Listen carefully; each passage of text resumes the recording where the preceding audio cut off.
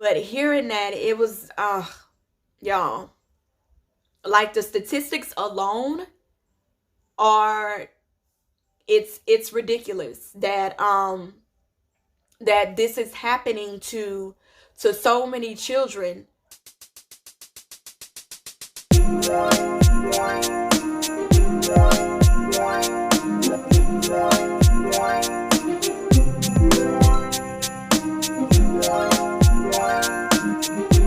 Hey, if you're returning back, thank you for coming. I appreciate the support.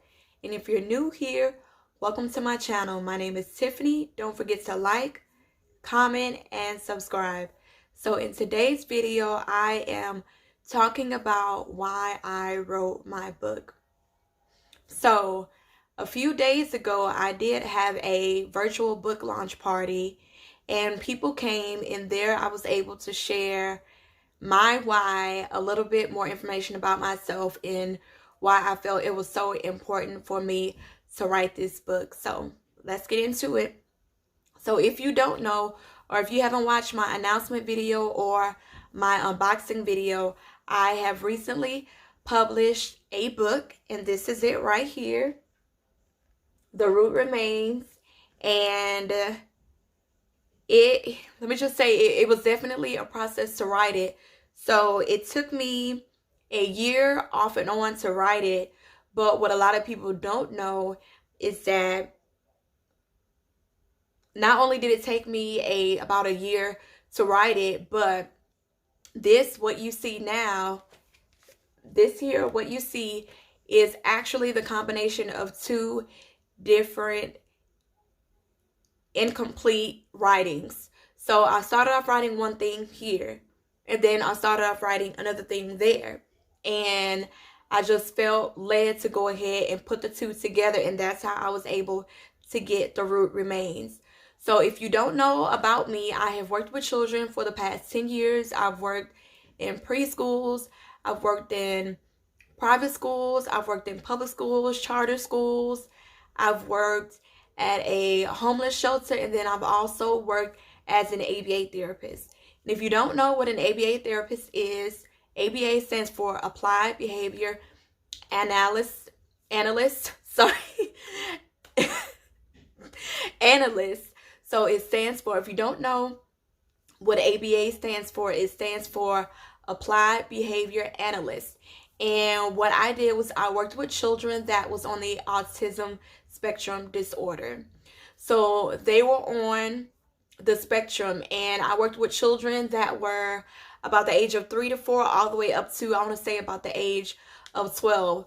But like, after all the years that I've had working with all these different children, I've been able to gain so much experience. I've worked with children whose parents were doctors, lawyers, like their parents had nannies, like their nannies would drop off their kids. And then I've also worked in places where schools where there were Title I schools where just about all of the children, majority of the children, either had free or reduced lunch. So I've definitely worked with many different children from many different backgrounds, many different ethnicities, and things like that. So even with all of that being said, there's just the typical things that all children need. Like, they all want to feel loved, they want to feel safe, they need their basic needs met, having shelter, food, just all these different things. And a lot of times we tend to take these things for granted.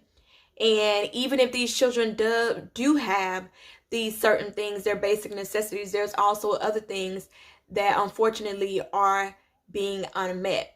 So I wrote this book for my children. I wrote this book for the children that I've worked with over the past decade, and I've written it for your children as well, children all over the world, because a lot of children are going through so much, going through so many different things that we don't even want to think about, but it's happening, unfortunately. And I wrote this book to serve as a reminder.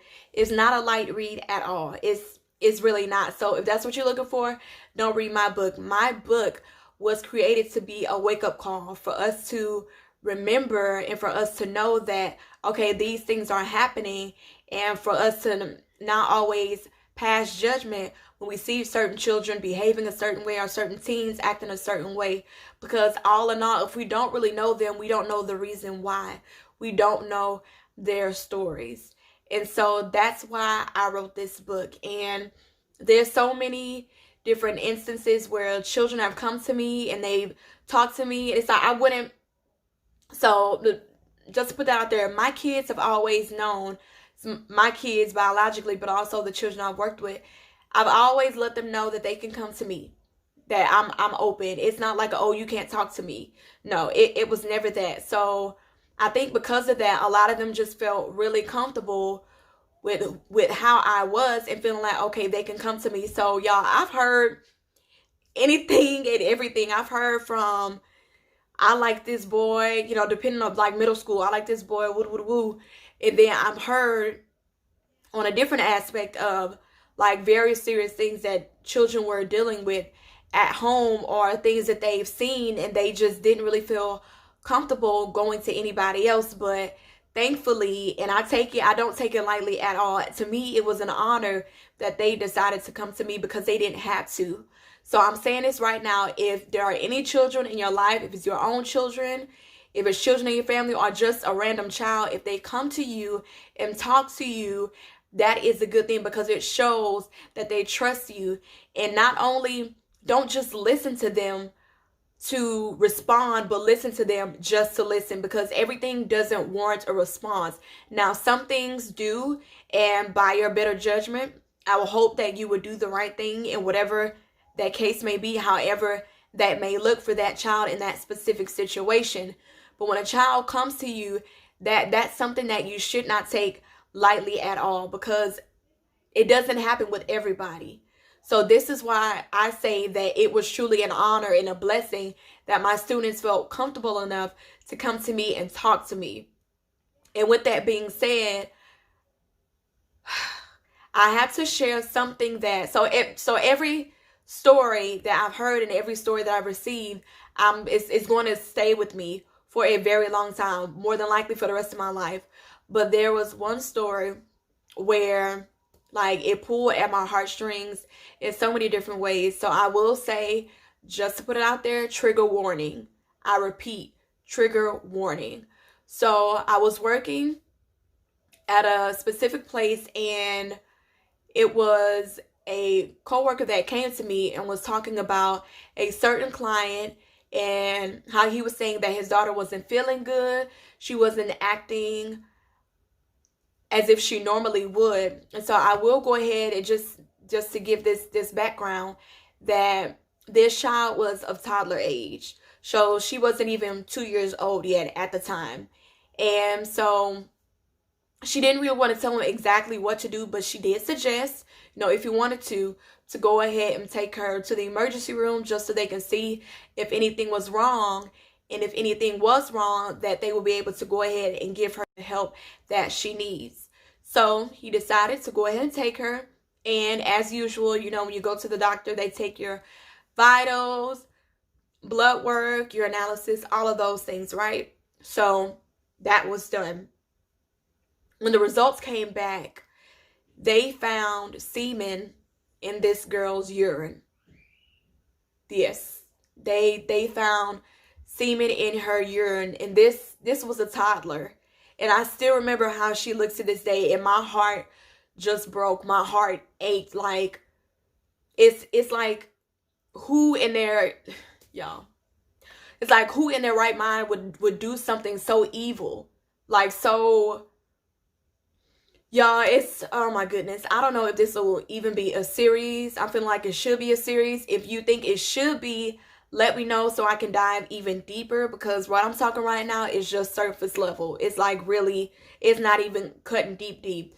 But y'all, like that baby who couldn't even talk yet was going through what she was going through molestation, was being sexually abused, and they didn't know by who. My prayer and my hope is that they found out by who. But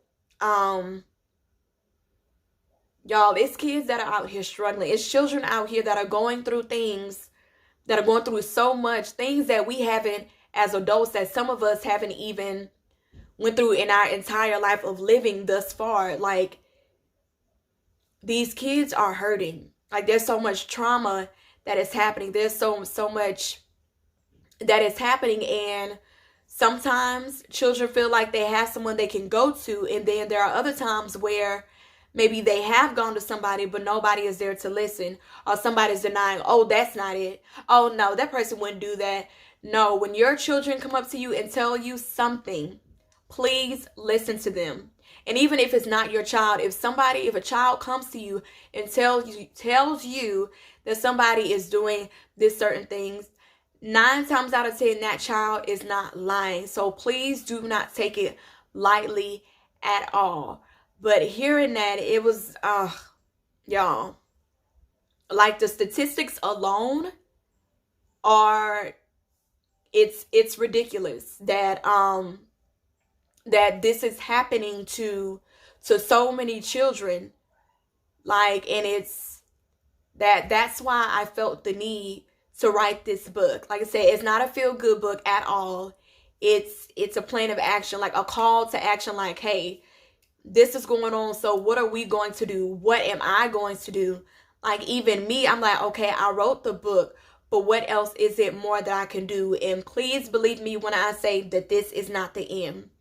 This is not the end at all, by a long shot. And if anything, this just set the foundation to go ahead and do what needs to be done. If you want to purchase this book, I will leave it in the description box. This is it again. The Root Remains. This is it right here. And thank you so much for watching. If you've already purchased your book, if you support it in any way, thank you so much. I appreciate it. And until next time, see ya.